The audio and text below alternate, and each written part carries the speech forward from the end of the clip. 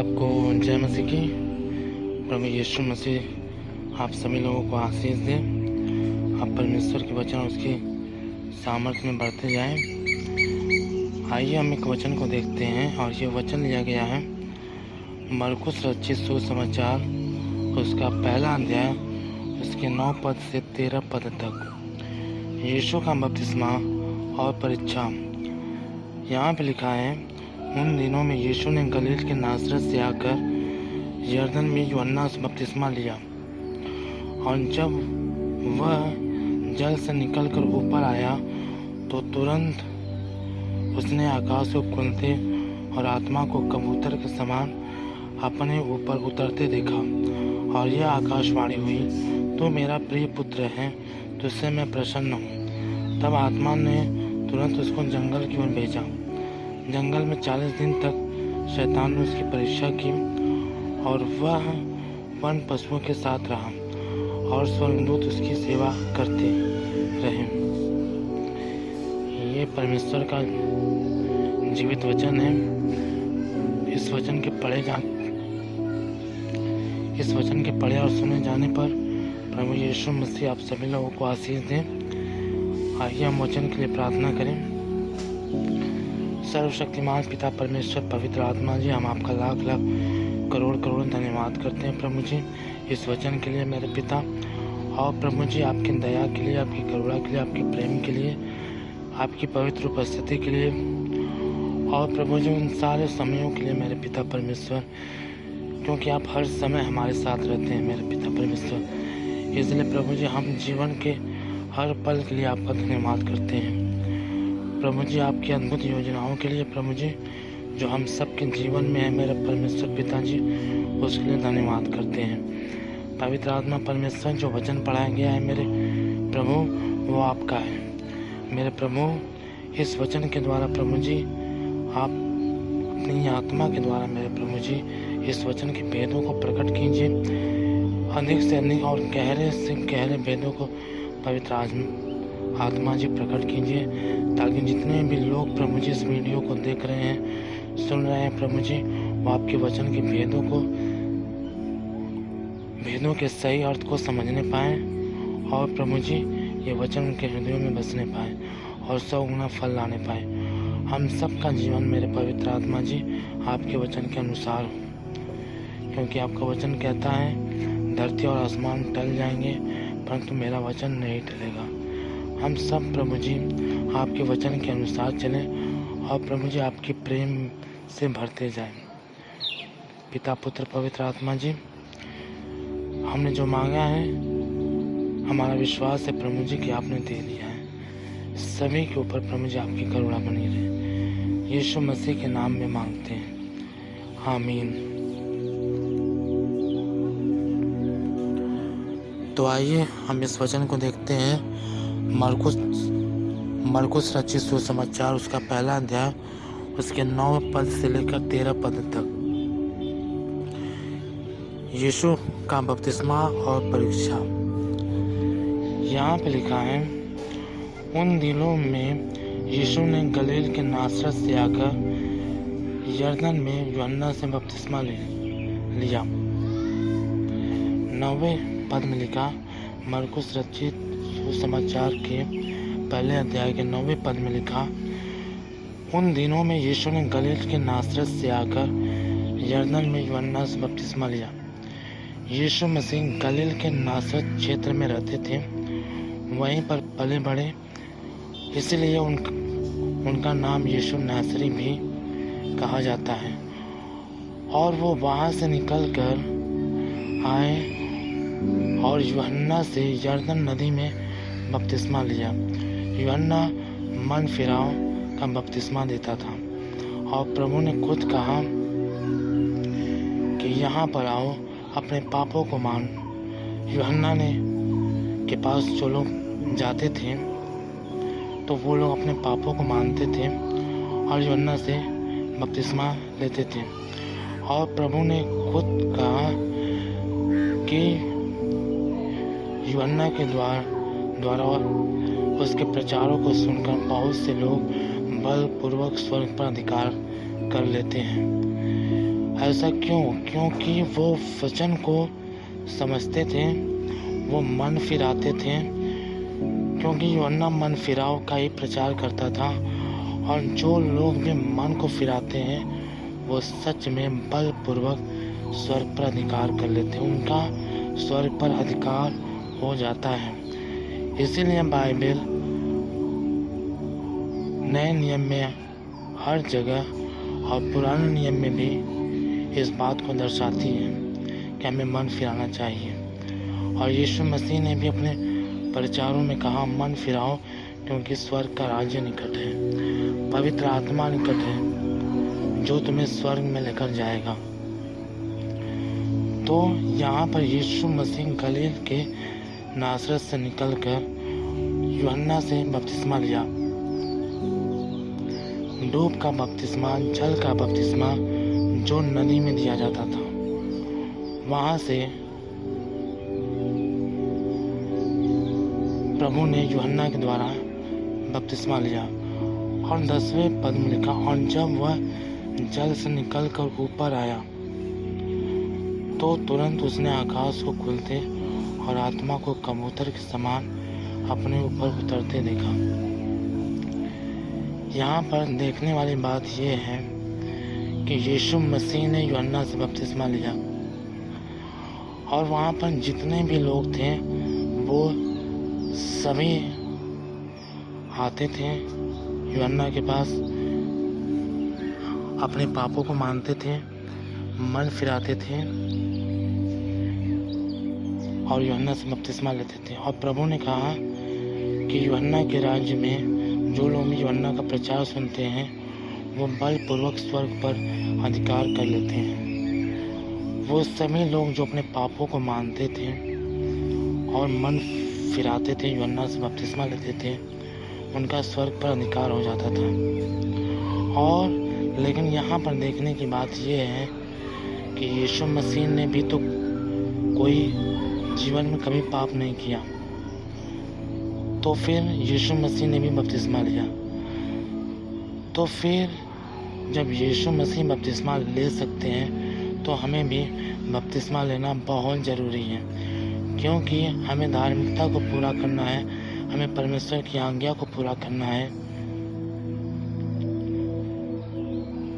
क्योंकि यीशु मसीह को जब यूहन्ना ने कहा कि मुझे तो तुझसे बपतिस्मा लेने की ज़रूरत है, तो यीशु मसीह ने कहा कि अभी ऐसा ही होने दे, क्योंकि हमें सभी धार्मिकता इसी तरह से पूरी करनी है। जब यीशु मसीह को बपतिस्मा की ज़रूरत पड़ सकती है तो हमें भी बपतिस्मा लेना बहुत ज़रूरी है, क्योंकि बाइबल में लिखा कि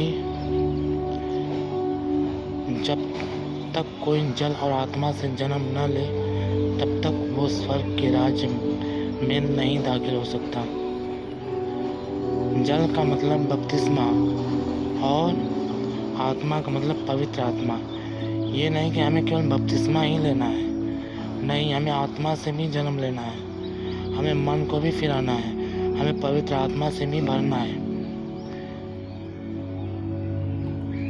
तब हम स्वर्ग में जाएंगे। हाँ, ये बात बाइबल ये भी कहती है कि जो कोई प्रभु का नाम लेगा वो उद्धार पाएगा। तो जो लोग प्रभु का नाम ले लेंगे वो भी उद्धार पाएंगे। जैसे अंतिम समय में डाकू ने प्रभु यीशु मसीह को जाना, जो क्रूस पर लटकाया गया था, और उसने प्रभु यीशु मसीह को जाना, वो प्रभु की तरफ फिरा तो वो स्वर्ग में चला गया। और बहुत से लोग ये कहते हैं कि जो क्रूस पर डाकू लटकाया गया था उसने बपतिस्मा नहीं लिया था तो वो कैसे स्वर्ग में गया।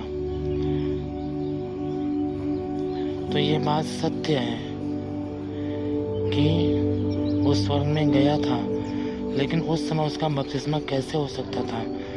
यस, बिना बपतिस्मा के भी लोग स्वर्ग में जा सकते हैं, लेकिन हमें धार्मिकता को पूरी करना है, क्योंकि हमारे प्रभु यीशु मसीह ने पूरा किया। बिना बपतिस्मा के भी लोग स्वर्ग में जा सकते हैं, लेकिन अगर हम इसी सोच में रहे हैं कि हमें बपतिस्मा ही नहीं लेना है, तो ये बाइबल के वचन के खिलाफ है। क्योंकि जब हमारे उद्धारकर्ता प्रभु यीशु मसीह को बपतिस्मा की ज़रूरत थी, तो हमें भी बपतिस्मा लेना ज़रूरी है।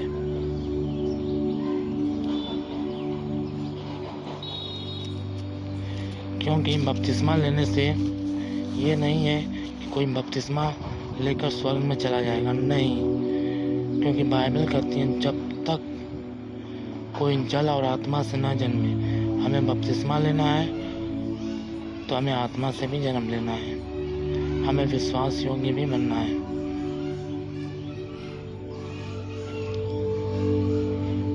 और बाइबल ये भी कहती है बहुत से लोग जो पूरब और पश्चिम से आएंगे वो अब्राहम, इसहाक, याकूब के साथ स्वर्ग के राज्य में बैठेंगे, परंतु राज्य की संतान अंधियारे में डाल दिए जाएंगे।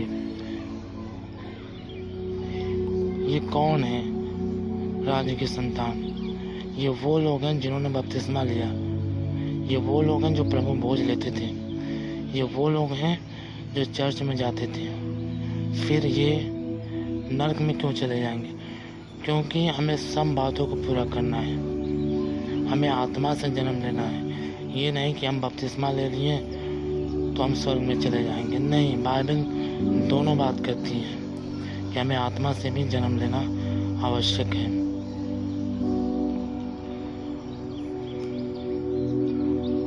और यहाँ पे हम देखेंगे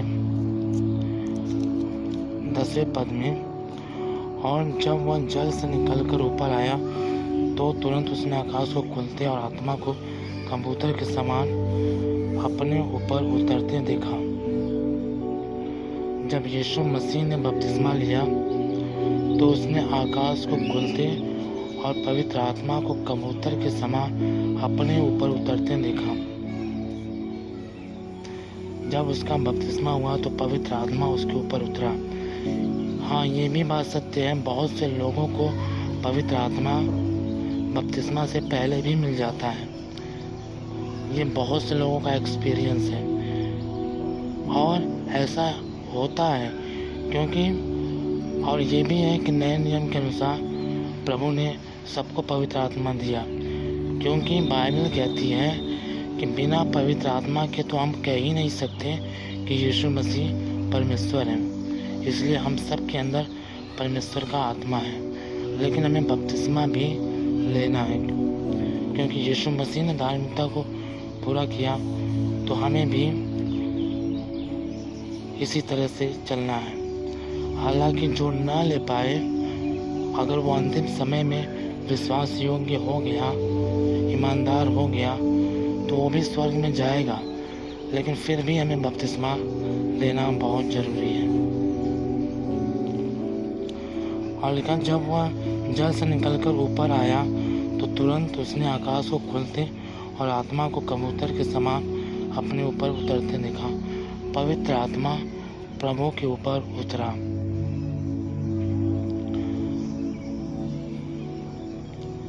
और यहाँ पे लिखा, और यह आकाशवाणी हुई, तू मेरा प्रिय पुत्र है, तुझसे मैं प्रसन्न हूँ। यहाँ पे लिखा 11वें पद में, जब पवित्र आत्मा यीशु मसीह पर उतरा तो यह भविष्यवाणी हुई कि तू मेरा प्रिय पुत्र है, मैं तुझसे अति प्रसन्न हूँ। और ये भी लिखा 10वें पद में कि जब वह जल से निकलकर ऊपर आया तो उसने तुरंत आकाश को खुलते और आत्मा को कबूतर के समान अपने ऊपर उतरते देखा। यीशु मसीह ने जब बपतिस्मा लिया तो आसमान खुला और पवित्र आत्मा उतरा और उसने अपने ऊपर उसके अभिषेक को, उसकी भरपूरी को होते देखा। यीशु मसीह ने इन सब बातों को देखा और ये सारी बातें यीशु मसीह के साथ क्यों हुई? क्योंकि यीशु मसीह परमेश्वर की आज्ञाओं पर चलते थे पूरी पवित्रता के साथ, क्योंकि लिखा है कि उसने दुख उठाकर परमेश्वर की आज्ञाओं को माना।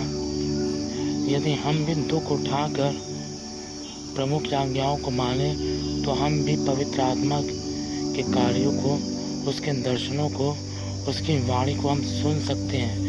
यीशु मसीह इन सब बातों को इसलिए देख रहे थे क्योंकि उसने बचपन से ही, आरंभ से ही दुख उठाकर परमेश्वर की आज्ञाओं को माना था।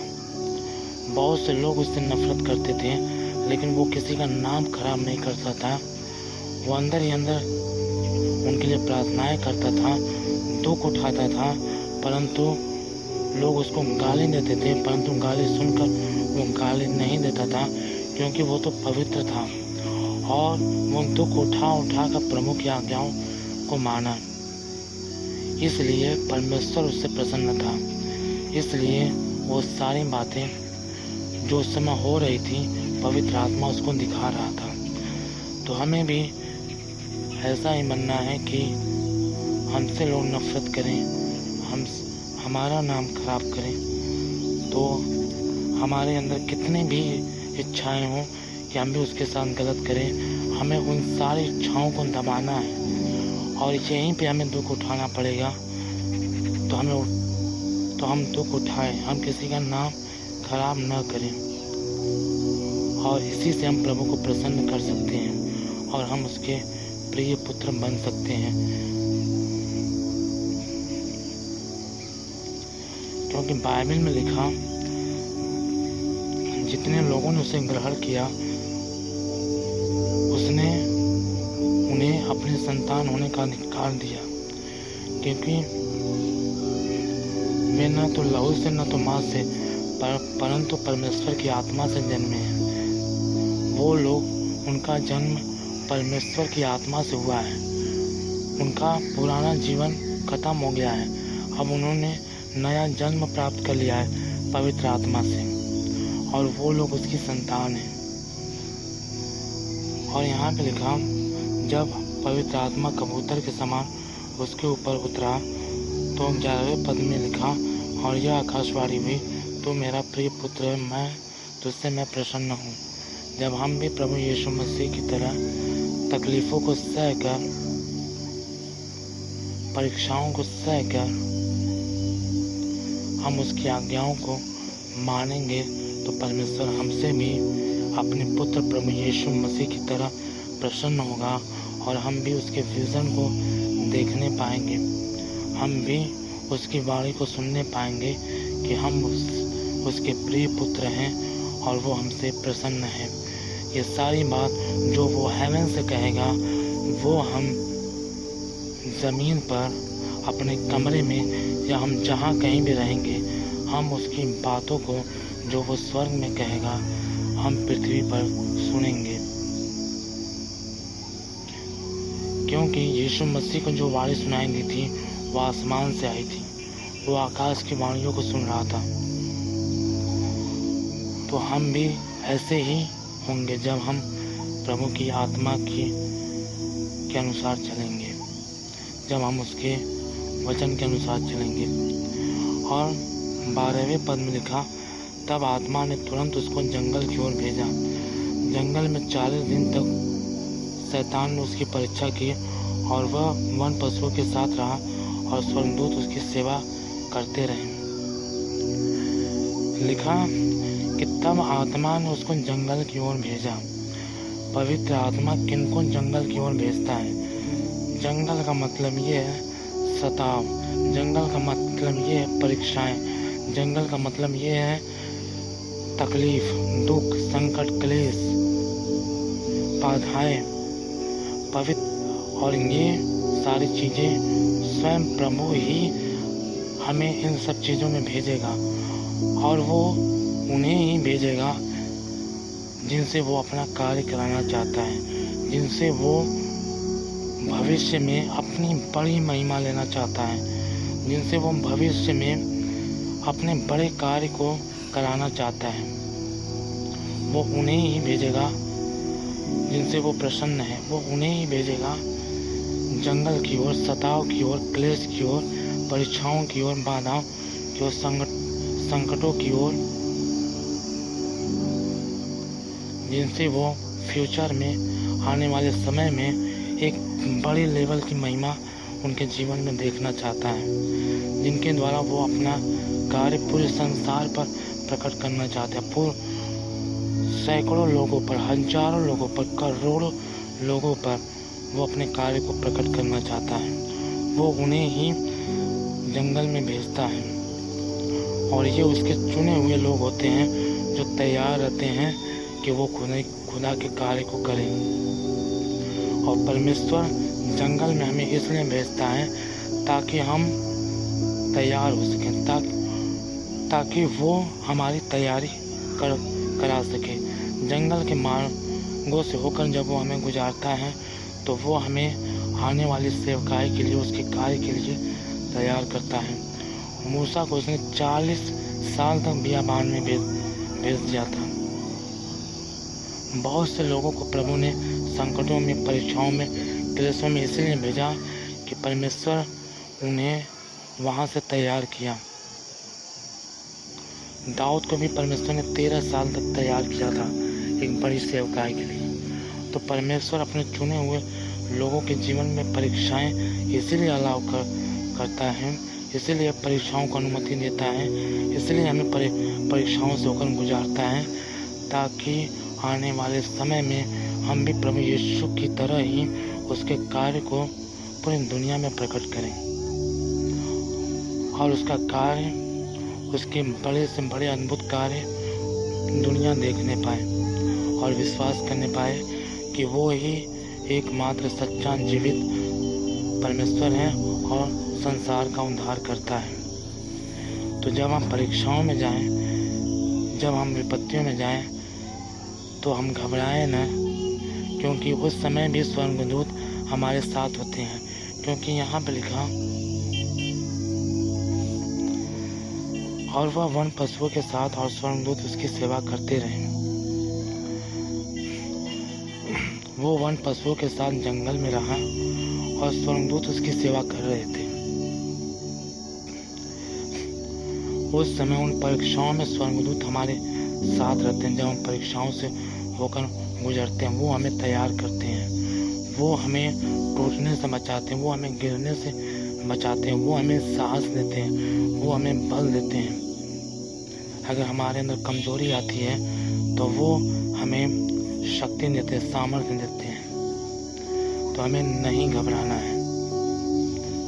और जब हम परीक्षाओं से होकर गुजर रहे हैं तो हम ये जान लें कि प्रभु की मर्जी है, प्रभु हमें किसी बड़े मकसद के लिए तैयार कर रहा है। इसलिए जब हमारे जीवन में परेशानी आए, रिजेक्शन आए, लोग हमें अवॉइड करें, लोग हमें इग्नोर करें, तो हम ये जान जाएं कि परमेश्वर आने वाले समय में के लिए हमें तैयार कर रहा है और आने वाले समय में वो हमारे द्वारा अपनी बड़ी महिमा प्रकट करना चाहता है पूरे संसार पर, हजारों लोगों पर, करोड़ों लोगों पर। बशर्ते ये है कि हम उस समय खुदा के साथ लिपटे रहें, हम उसके उन समयों में खुदा के साथ चलते रहें, पूरी पवित्रताई से चलते रहें। क्योंकि प्रभु हमें जंगलों से, परीक्षाओं से होकर इसलिए लेकर चलता है क्योंकि वो हमें वहाँ पर नम्र और दीन भी बनाता है।